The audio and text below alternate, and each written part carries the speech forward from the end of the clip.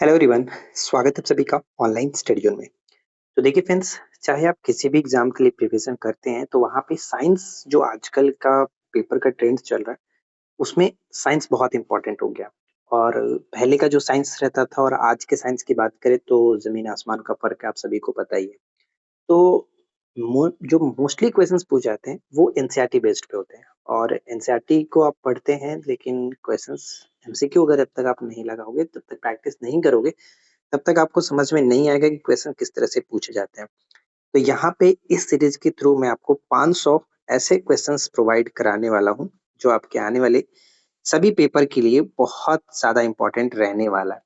तो अगर आप इस 500 क्वेश्चन के सीरीज को अच्छे से फॉलो कर लेते हो तो डेफिनेटली मानकर चलो कि साइंस आपको अच्छे तरीके से मतलब ऑलमोस्ट कवर हो जाएगा। ऐसा नहीं कहूँगा कि 100 ऑन 100% आप कवर कर लोगे, लेकिन मैक्सिमम क्वेश्चन आप पेपर में अच्छे से कर पाओगे क्योंकि क्वेश्चंस हम सेलेक्टेड लाएंगे और वे बिल्कुल पेपर के तरफ जो क्वेश्चंस का रुख रहता है उसी को हम फॉलो करेंगे।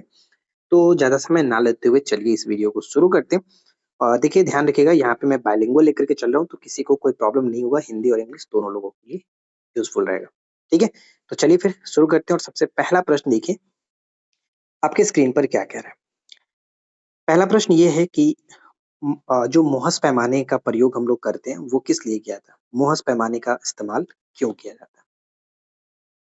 तो मुहस पैमाने का जो इस्तेमाल है वो हम करते हैं जो कि खनिजों की कठोरता जो होती है उसको मापने में मुहस पैमाने का इस्तेमाल किया जाता है। तो फिलहाल यहाँ पे ऑप्शन डी हो जाएगा।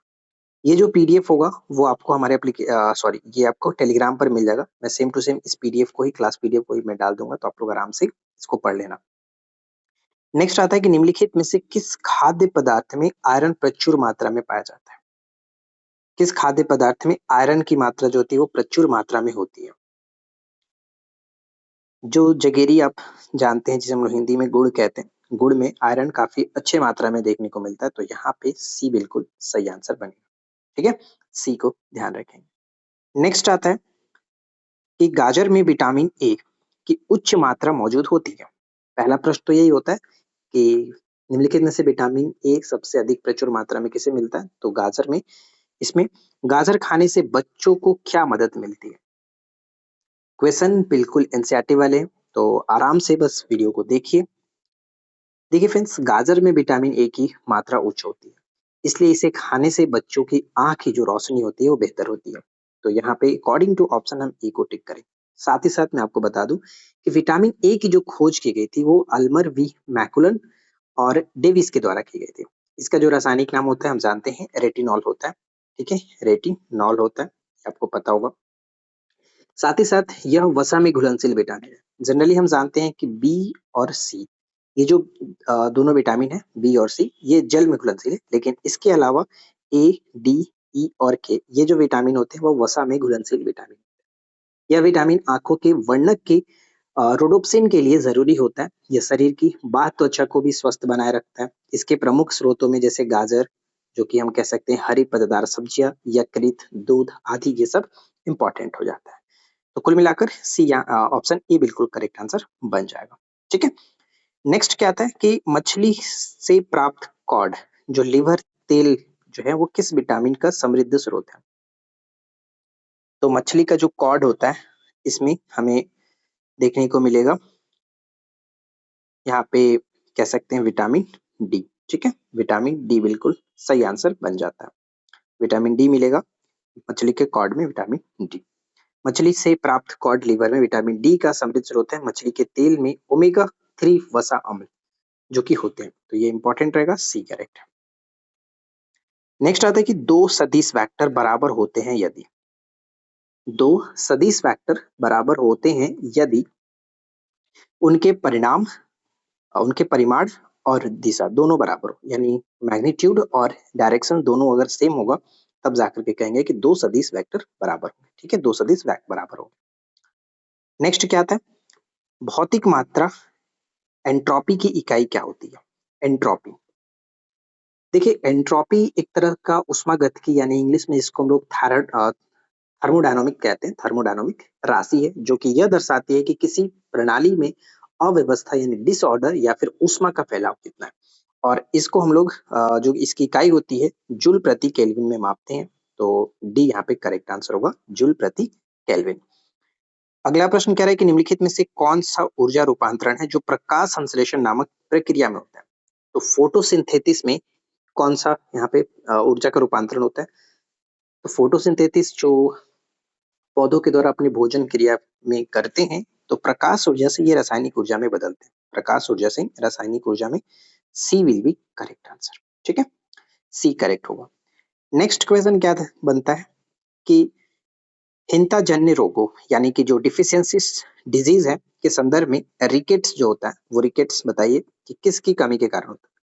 तो जनरली आप जानते हैं जो रिकेट्स है वो विटामिन डी की कमी के कारण होता है। तो यहाँ पे हम ऑप्शन सी को टिक करेंगे, विटामिन डी। ठीक है, रिकेट्स। नेक्स्ट क्या है, अगला प्रश्न है कि एक तोप फायरिंग के बाद पीछे क्यों हटती है।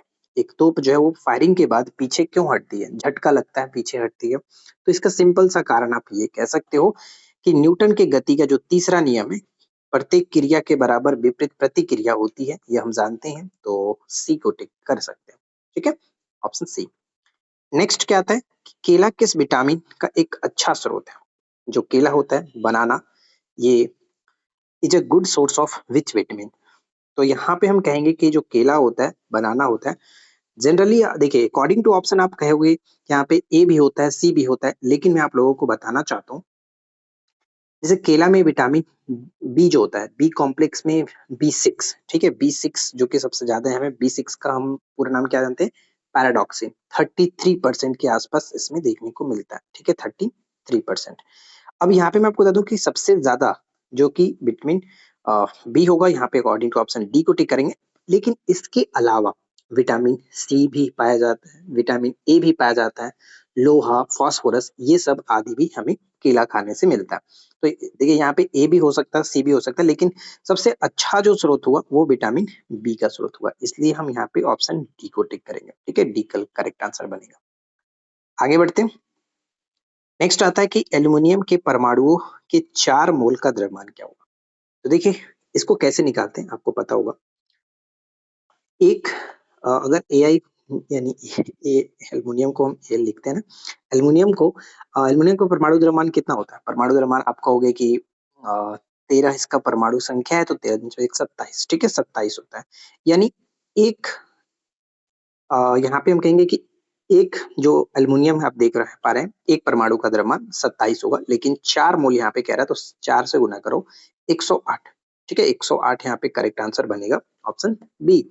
एक मोल का जो अणु होता है, एक मोल का अणु, एक मोल का अर्थ हुआ 6.060222 गुने 10 के पावर 23। ठीक है, 23, ये आपको याद रखना। तो कुल मिलाकर ऑप्शन बी को यहाँ पे हम टिक कर सकते हैं। ठीक है, 4 मोल पूछा गया, तो जितना भी उसका परमाणु द्रव्यमान है उससे 4 आप से गुना कर दो, करेक्ट होगा ऑप्शन बी। नेक्स्ट क्या कह रहा है कि किसी कक्षा में 2 इलेक्ट्रॉनों में अंतर किससे किया जाता है। किसी कक्षा में 2 इलेक्ट्रॉनों में अंतर किससे किया जाता है। तो देखिए हम जानते हैं कि एक ही कक्षा में अधिकतम 2 इलेक्ट्रॉन हो सकते हैं। पाउली अपवर्जन जो सिद्धांत कहता है कि एक ही परमाणु में कोई भी 2 इलेक्ट्रॉन चारों क्वांटम संख्याओं में एक जैसे नहीं हो सकते, विपरीत होता आप जानते ही हैं। कि इसलिए एक ही कक्षा में मौजूद 2 इलेक्ट्रॉनों को चक्रण क्वांटम संख्या यानी स्पिन क्वांटम नंबर यहाँ पे हम ऑप्शन बी को टिक करेंगे, जिसकी मान क्या होता है कि एक तो प्लस 1/2 स्पिन अप होता है, यानी आप देखते होंगे कि एक इस तरह से होता है और एक दूसरा इस तरह से होता है। ठीक है, हाफ 1/2 प्लस में और एक हाफ 1/2 माइनस में। ठीक है, अलग अलग किया जाता है। तो यहाँ पे ऑप्शन हम बी को टिक करेंगे, चक्रण क्वांटम संख्या। नेक्स्ट क्या कह रहा है कि जल चक्र में हिम और बर्फ सीधे, ध्यान दीजिएगा कि हिम और बर्फ सीधे वाष्प में परिवर्तित हो जाते हैं, तो इस प्रक्रिया को क्या कहा जाता है। तो सिंपल सा आप ये समझे कि हिम और बर्फ यानी कि ठोस है, और ठोस जब सीधे वाष्प में परिवर्तित हो जाता है बिना द्रव में बदले हुए, तो उसे हम लोग क्या कहते हैं, उसे हम कहते हैं सब्लिमेशन यानी ऊर्ध्वापातन। आपने पढ़ा होगा, ठीक है, ऊर्ध्वापातन, जिसका सिंपल सा सबसे आसान एग्जांपल आप कपूर को देखते होंगे। ठीक है, तो यहाँ पे बी करेक्ट आंसर बनेगा। नेक्स्ट क्या आता है कि दो कार्बन परमाणुओं के बीच एक द्विआबंध द्वारा बनता है। दो कार्बन परमाणुओं के बीच एक द्विआबंध किसके द्वारा बनता है।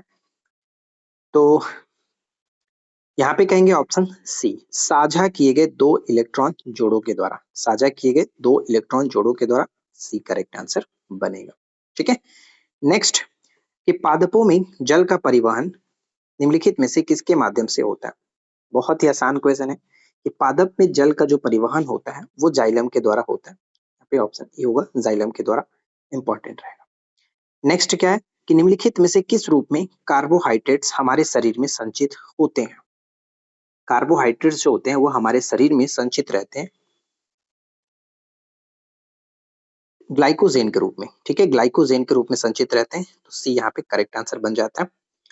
अगला प्रश्न, उन मनोवैज्ञानिक को पहचान कीजिए जिसने कहा कि किशोरावस्था की समुचित विशेषता को प्रकट करने वाला एक शब्द होता है परिवर्तन। यह परिवर्तन शारीरिक, सामाजिक और मनोवैज्ञानिक होता है। यानी वो कौन थे जिन्होंने ये कहा था? साइकोलॉजिस्ट जो थे वो कौन थे जिन्होंने ये बात कही थी? तो ये बात कही गई थी बीगे और हंट। ठीक है, बीगे और हंट, यहाँ पे सी बिल्कुल करेक्ट होगा। ठीक है, नेक्स्ट क्या आता है? नेक्स्ट प्रश्न है कि बाल्स्टोपोर युक्त जो भ्रूण होता है वो क्या होता है? ब्लास्टोपोर कह सकते हो, ब्लास्टोपोर जो भ्रूण होता है, युक्त भ्रूण क्या कहलाता है? तो हम कह सकते हैं कि ब्लास्टोपोर युक्त भ्रूण गैस्ट्रूला कहलाता है। ठीक है, ग्लास्टूला यहाँ पे सी होगा, ग्लास्टूला कहलाता है। निषेचन के बाद विदलन होता है। विदलन का मतलब अब याद रखिएगा विभाजन, फटना या फिर टूटना। यानी निषेचन के बाद जो विभाजन होता है, इस दौरान माइटोटिक विभाजन तेजी से संपन्न होता है और 32 जो कि कोशिकाओं का गुच्छा बना लेता है, जिसे हम लोग मारुला के नाम से भी जानते हैं। तो फिलहाल यहाँ पे आपको गैस्ट्रोला याद रखना है, तो ऑप्शन सी होगा। इस तरह के तमाम क्वेश्चंस पूछे जाते हैं पेपर में, जहाँ पे हम नॉर्मली बुक पढ़ते हैं तो मिलता नहीं है, लेकिन एनसीईआरटी आप अच्छे से पढ़ोगे तो यहाँ पे आपको मिल जाएगा। ठीक है, चलिए आगे बढ़ते हैं। नेक्स्ट प्रश्न आता है कि किस अंडे में माइक्रोपाइल पाया जाता है? किस अंडे में माइक्रोपाइल पाया जाता है? देखिए, कीटों के जो पित्तकीय अंडे होते हैं, कीटों के केंद्रीय पित्तिक अंडे जो होते हैं, इसमें यहाँ पे कीट जैसे दिया गया, केंद्रीय पित्तिक कीट, तो इनके अंडों में आपको माइक्रोपाइल पाया जाता है। कुछ जीवों जैसे कि मछली, कीट और सिफेलोपोड्स में एक मोटा आवरण पाया जाता है, जिसे हम लोग स्पर्मेटोजोआ माइक्रोपाइल की संकरणी जो कि गुहा द्वारा प्रवेश होता है। उतना आपको बस नहीं याद रखना, सिंपल आप ये याद रखो कि माइक्रोपाइल जो है वो केंद्रीय पित्तिक कीट में, ठीक है, कीट इंसेक्ट्स में देखने को मिलता है। अगला प्रश्न, कि विदलन की दर गुने 1/, पितक की मात्रा, ये जो नियम है वो किसका नियम है? विदलन की दर गुने 1/, पितक की मात्रा का नियम जो है वो बाल्फोर के नियम है। ठीक है, बाल्फोर का नियम है, ऑप्शन ए यहाँ पे करेक्ट आंसर बनेगा। और ध्यान रखिएगा कि 1885 में बाल्फोर ने यह नियम प्रस्तुत किया था, जिसमें कहा गया था कि अंडे में विदलन की दर, विदलन मतलब विभाजन या फिर फटना या टूटना, ठीक है, तो उन्होंने ये बताया था कि अंडे में जो विभाजन या फिर कह सकते हो कि फटने या फिर टूटने का जो दर होता है, उसमें उपस्थित पित्तक की मात्रा के व्युत्क्रमानुपाती होता है। यानी आप यहाँ पे जो ये फॉर्मूला देख रहे हैं, विदलन की दर जो होता है वो उसके पित्तक की मात्रा के व्युत्क्रमानुपाती अपोजिट होता है। तो ऑप्शन ए होगा, याद रखिए।